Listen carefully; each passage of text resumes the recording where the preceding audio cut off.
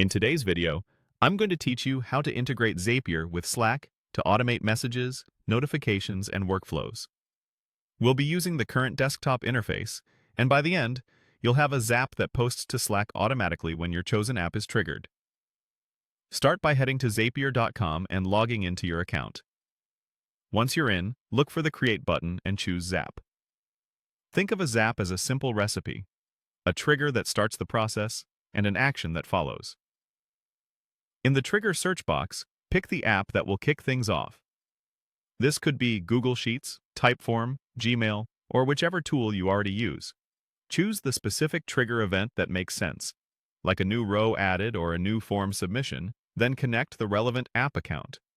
If you're prompted to authorize access, follow the prompts and make sure you select the right account, especially if you manage multiple ones.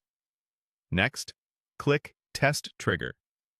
Zapier will pull in a sample so you can see the data that's available to use later. This test data is important because it's what you'll map into your Slack message. Now add your action. Search for Slack and select it as the action app. You'll be asked to pick an action event. Send channel message will post to a public or private channel you have access to. Send direct message will send a DM to a specific user. You can also choose other Slack actions if your workflow calls for them. Click Continue to move on. Sign into Slack when prompted and authorize Zapier to access your workspace.